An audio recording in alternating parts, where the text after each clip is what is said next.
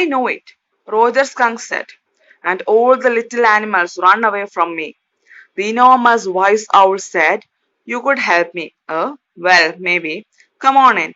Don't get too close. Now inside, Joe, there were all these magic things, all jumbled together in a big dusty heap, because the wizard did not have any cleaning lady. Why? Why? Because he was a wizard and a very old man. Will he die? No. Wizards don't die. Well, he rummaged around and found an old stick called a magic wand and asked Roger Skunk what he wanted to smell like. Roger thought and said, roses. Yes, good, Joe said smugly. Jack fixed her with a trance-like gaze and chanted in the wizard's elderly, irritable voice. Abracadabra, hocus pocus, Roger Skunk, how do you do? Roses, bosses, pull an ear. Roger Skunk, who never fear, bingo. Okay, children, so it's a very funny session we have. So, the Roger Skunk is passing through the river and he is reaching the wizard's home and he's knocking the door and Jack is imitating all these events, making the story very realistic. You know what happened? No, a old man wearing a blue hat came and opened it, and he was also feeling the smell of the Roger skunk so awful. And he asked him what he want. Now Roger skunk said his problem that nobody is coming to play with him because of his bad smell. So he wanted to get rid of it, and he was sent here by the owl. So yes, wizard also agreed to it, and he asked him to get in. Now the wizard's room was described as so untidy and not at all clean because he was not having any cleaning lady and he was too old. And Jack comes with the conclusion that the wizards don't die. Now the wizard is saying a magic spell to make the Roger skunk smell like roses. He paused as a rapt expression widened out from his daughter's nostrils, forcing her eyebrows up and her lower lip down in a wide, noiseless grin, an expression in which Jack was startled to recognize his wife, feigning pleasure at cocktail parties. And all of a sudden, he whispered, the whole inside of the wizard's house was full of the smell of roses, roses. Roger Fish cried, and the wizard said, very cranky, that will be 7 pennies. Daddy, what? Roger Skunk, you said Roger Fish? Yes, Skunk, you said Roger Fish. Wasn't that silly? Very silly of your stupid old daddy. Where was I? Well, you know about the pennies, say it. Okay. Roger Skunk said, but all I have is 4 pennies, and he began to cry. Joe made the crying face again, but this time without a trace of sincerity. This annoyed Jack. Downstairs, some more furniture rumpled. Claire shouldn't move heavy things as she was 6 months pregnant. It would be their third. So the wizard said, oh, very well. Go to the end of the lane and turn around 3 times and look down the magic well, and there you will find 3 pennies. Hurry up. So Roger Skunk went to the end of the lane and turned around 3 times, and there in the magic well were 3 pennies. So he took them back to the wizard and was very happy and ran out into the woods. And all the other little animals gathered around him because he smelled so good.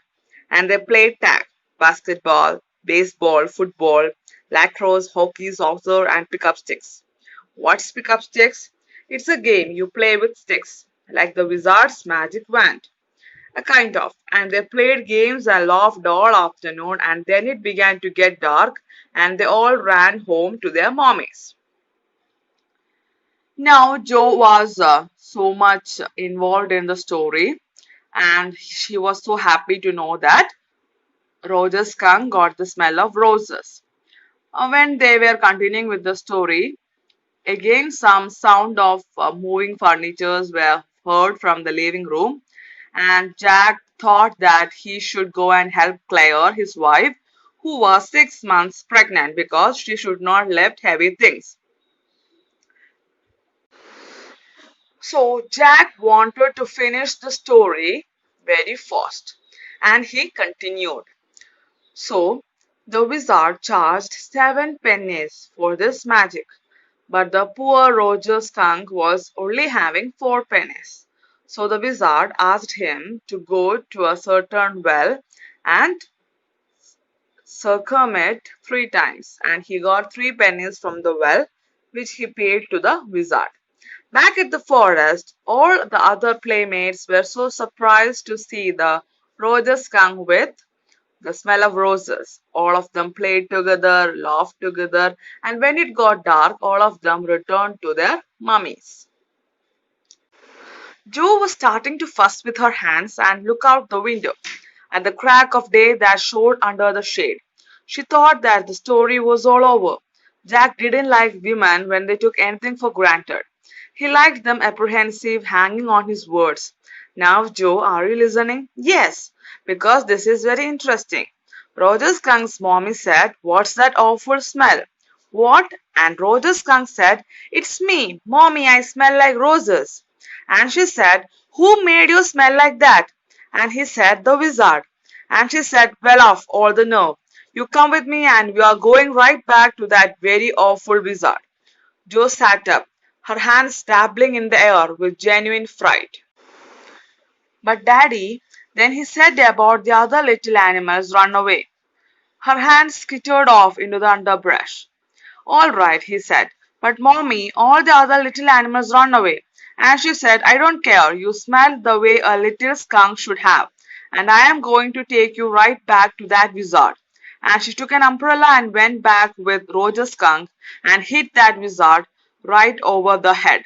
"No," Jo said, and put her hand out to touch his lips. Yet even in her agitation, did not quite dare to stop the source of truth. Inspiration came to her. Then the wizard hit her on the head and did not change that little skunk back.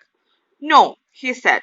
The wizard said off, and Roger Skunk did not smell of roses anymore. He smelled very bad again. But the other little oh, John, it's Daddy's story. Shall Daddy not tell you any more stories? Her broad face looked at him through sifted light, astounded. This is what happened then. Now we can see the story getting concluded. When Roger Skunk reached home, Mother was not at all pleased with him smelling like roses. So he is taking him back to the wizard. And she is hitting him with an umbrella in his head and asking him to change him back to the bad smell. Now the wizard is changing Roger Skunk to that bad smell that he had previously. Now, Jo is not agreeing with this climax of the story. She said that no, the wizard hit back the mommy and the Roger skunk smelled like roses. Now, Jack did not like Jo interfering in his story, and he is threatening her of not telling her any more stories if she is not agreeing with the climax. Here we can see a child being taken away her freedom of thought, her imagination. Okay, the parent figure, the father Jack, is suppressing or forcing her to accept what he thinks is right. Skunk and his mommy went home and they heard woo woo, and it was the choo choo train bringing Daddy Skunk home from Boston. And they had lima beans, celery liver, mashed potatoes, and pie o my for dessert. And when Roger Skunk was in bed, Mommy Skunk came up and hugged him and said, he smelled like her little baby skunk again, and she loved him very much. And that's the end of the story. But Daddy, what? Then did the other little animals run away? No, because eventually they got used to the way he was and did not mind it at all. What is eventuality in a little while? That was a stupid mommy. It was not, he said with rare emphasis, and believed from her expression that she realized he was defending his own mother to her, or something as old. Now I want you to put your big heavy head in the pillow and have a good long nap. He adjusted the shade so not even a crack of day showed, and tiptoed to the door in the pretense that she was already asleep. And when he turned, she was crouching on top of the covers and staring at him. Hey, get under the covers and fall fast asleep. Bobby's asleep. She stood up and bounced gingerly on the springs. Daddy, what? Tomorrow I want you to tell me the story that wizard took that magic wand and hit that mommy. Her plump arm stopped forcefully right over the head. No, that's not the story. The point is that the little skunk loved his mommy more than he loved all the other little animals, and she knew what was right. No, tomorrow you say he hit the mommy. Do it. She kicked her legs up and sat down on the bed with a great heave and complained of springs, as she had done hundreds of times before. Except that this time she did not laugh, said Daddy. Okay, back at home, the Roger skunk had his dinner, and when he was in his bed, the mommy skunk is hugging him and kissing him, saying that he smelled like his baby. Whatever his smell is, she liked him because he was his mommy. Now, Joe was not at all happy with the climax again. Now, she was saying that the mommy of Roger skunk was a stupid mommy, and she was inquiring whether the other children played with Roger skunk. And father said that yes, because eventually they got used to his bad smell and they don't mind it at all. That means they are accepting the identity of skunk. Okay, when someone accepts you the way you are, it matters. Okay, you need not change for others. They should accept you the way you are. Okay, that is the one core idea of this chapter. Now back again. Actually, Jack wanted to make the mother's statement very clear, very prominent. Okay. Actually, he was defending his own mother. Jack was a child who used to agree to whatever his mother used to say, and he wanted Joe also to follow the same example. But Joe insisted again and again that tomorrow, when Jack tells the story, she wanted the wizard to hit back the mummy right on the head. And Jack is not agreeing to such a climax. Jack was so adamant in his point of mommy hitting the wizard that mommy was always right. Well, we'll see. Now at least have a rest. Stay on the bed, you are a good girl. He closed the door and went downstairs. Claire had spread the newspapers and opened the paint can, and wearing an old shirt of his on top of her maternity smock, was stroking the chair rail with a dipped brush. Above him footsteps vibrated and he called John. Shall I come up there and spank you? The footsteps hesitated. That was a long story, Claire said. The poor kid, he answered, and with utter weariness watched his wife labor. The woodwork, a cage of mouldings and rails and baseboards all around them, was half old tan and half new ivory, and he felt caught in an ugly middle position. And though he was as well felt his wife's presence in the cage with him, he did not want to speak with her, work with her, touch her, anything. So, children, in the concluding part, we have a meeting of Claire and Jack, and we get some hint about their married life. Now, Jack says that both Claire and Jack was caught in a cage, so they were not happily married. It was a forced married life that they were continuing for the sake of their children. Actually, Claire is third time pregnant. Even though he is not having any such love or liking for Claire, and in the concluding part, the author hints about the unhappy married lives. Okay, when you are forced to live with someone without fully accepting them, what happens is utter disappointment. Okay, so the chapter ends in an identity crisis that exists even in the married lives. Okay, so children, we will have a summary of the chapter. So, children, as I have already mentioned, the chapter is about parenting issues, the adult's tendency to curb child's mind, and it's also a lesson in self-acceptance.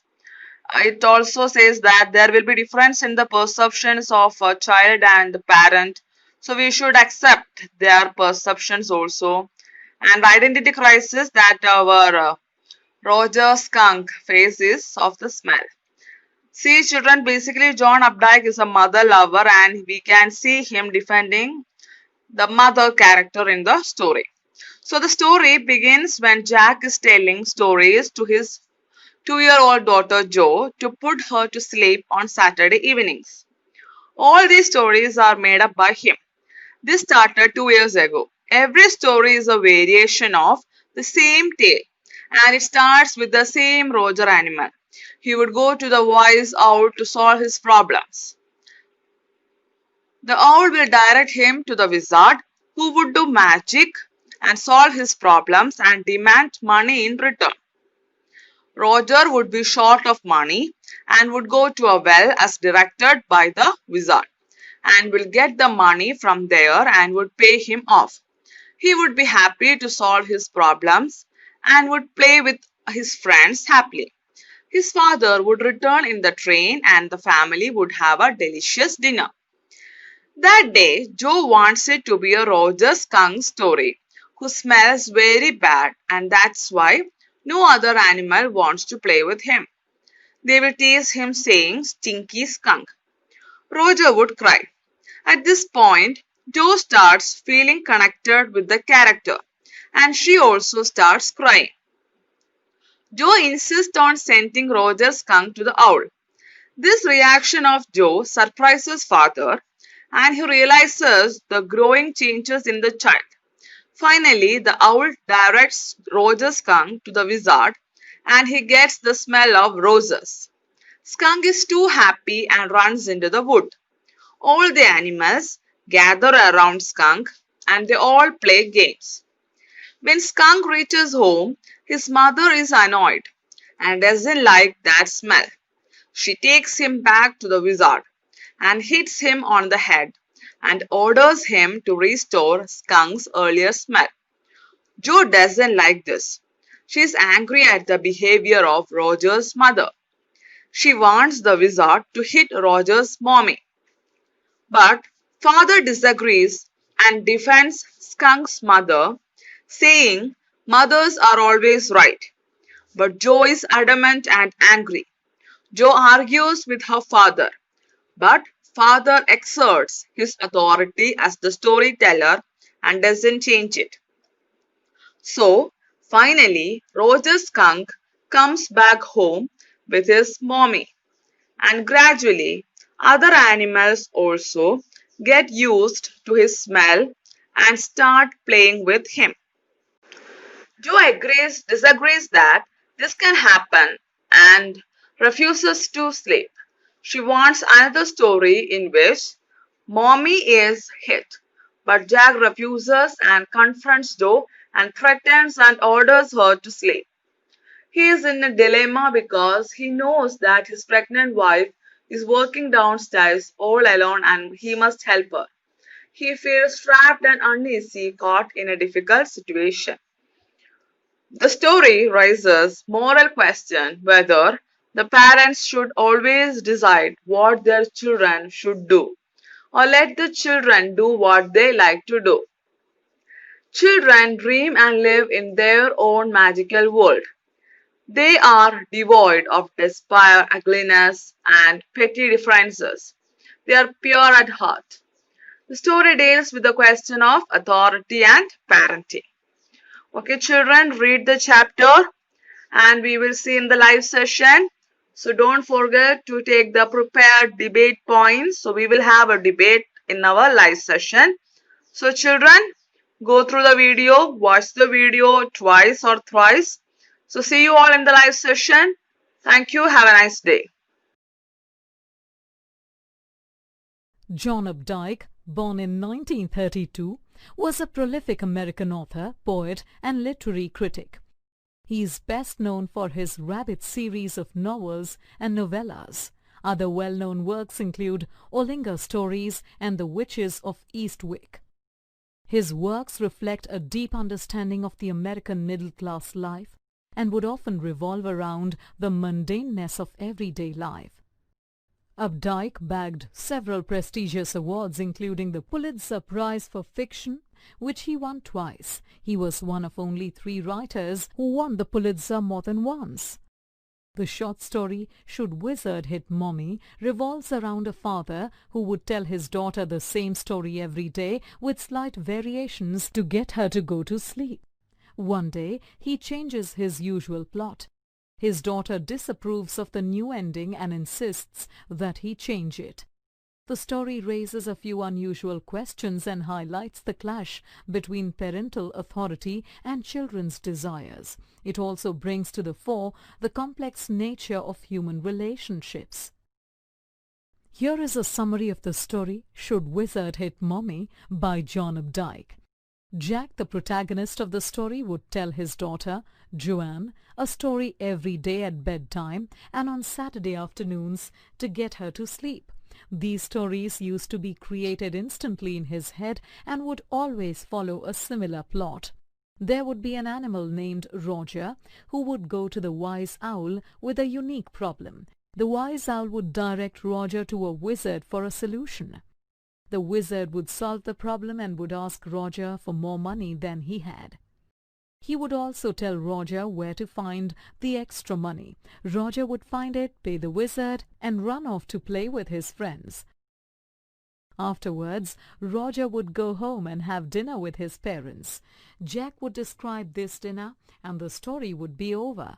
Of late, Jack had begun to find these storytelling sessions tiring, especially on Saturdays. Joanne or Joe never fell asleep anymore. One Saturday, Jack started to tell Joe the story of Roger Skunk, who smelt so bad that the other animals made fun of him and refused to play with him. Jack drew on his own childhood memories to detail how the others made fun of Roger Skunk. He believed that his daughter should be aware of the realities of the world and was pleased to see that this detail had the impact he desired. Jack then continued with his usual storyline. Roger Skunk went to the owl and the wizard. The wizard changed Roger's smell to that of roses, and Roger played happily with all the other animals. Joe interrupted the narration several times. Once she asked if magic was real. Jack assured her that it was real in stories, noting mentally that Joe was in a new phase, one of questioning what was real. Intermittently, Jack could hear his pregnant wife Claire shifting furniture downstairs and felt that he should hurry downstairs to help her. He was not happy with her doing heavy work even though she was pregnant.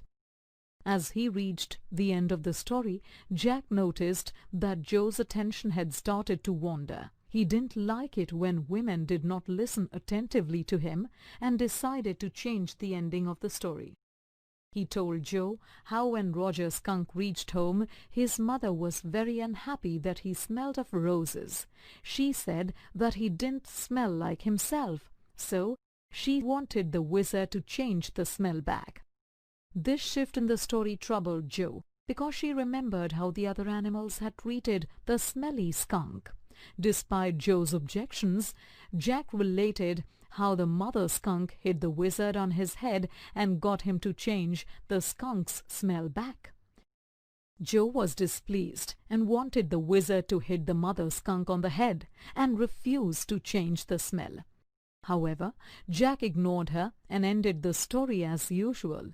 The skunk family had dinner together, and at night Roger Skunk's mother hugged him, telling him that he smelled just like a skunk should and that she loved him. The other animals eventually accepted Roger Skunk just as he was. Unhappy with the new ending, Joe called the mother skunk stupid. Jack emphatically defended the mother skunk, almost as if he was defending his own mother. Joe then asked Jack to tell her the same story the next day, but with the ending she wanted. She insisted on this till Jack left the room. When Jack finally went downstairs, his wife was painting a chair. Around them, half of the woodwork was done in one color, the other half in another color. As he stood there, Jack felt caught as if in a cage. He realized that his wife was in the cage with him too, but he just wanted to stay away from her. The main characters of Should Wizard Hit Mommy are Jack and his daughter Joanne. Click each label to learn more about the characters. Jack is quite devoted to his daughter, Jo. He has been telling her stories to get her to sleep ever since she was 2 years old. Jack is not particularly imaginative because he has been telling his daughter the same story over and over, with only the animal changing from story to story. Jack is also authoritarian. He does not always like Jo's interruptions and even asks her if she would like to narrate the story herself. Towards the end, when she does not stay in bed, he threatens to spank her. Jack is most probably deeply attached to his mother. This is evident from the way he defends the mother skunk and insists that she was right.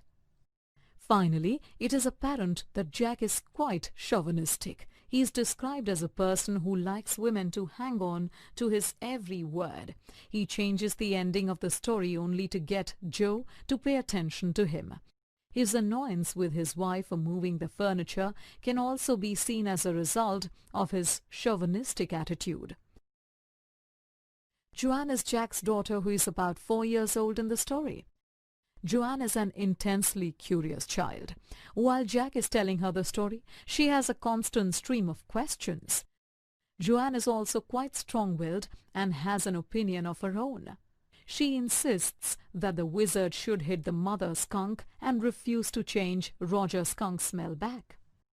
This also indicates a sensitivity to others, or may indicate how she herself feels, since she dislikes the fact that the skunk was shunned by other animals because of his smell. Now let us examine the story closely. The story, set in an average American middle-class household, was published in the late 1950s. This was a time when existing gender roles were being questioned in the USA. This changing social milieu and the discomfort that it caused is reflected in Jack's relationship with Joe and Claire. The major theme that develops in the story, as posited by the title, is the conflict between a child's perspective and that of the parents or of adults in general.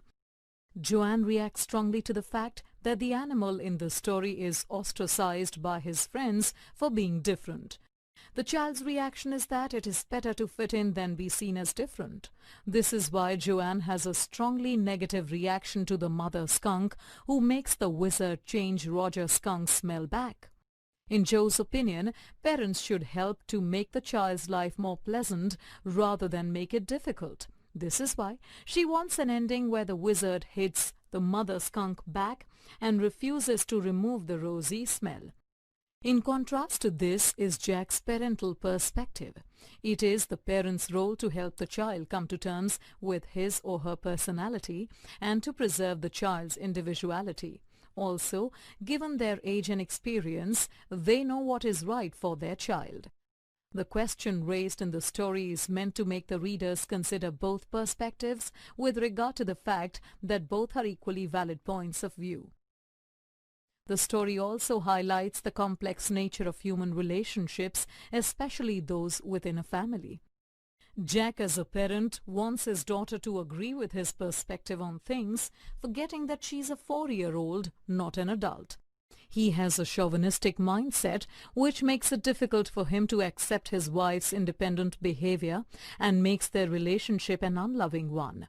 He feels trapped in his relationship with his wife, though he feels love towards his children. Though not a dominant theme, the story also throws light on the boredom caused by the routine nature of everyday life. Like Jack's stories, his life also seems to have a largely fixed plot line.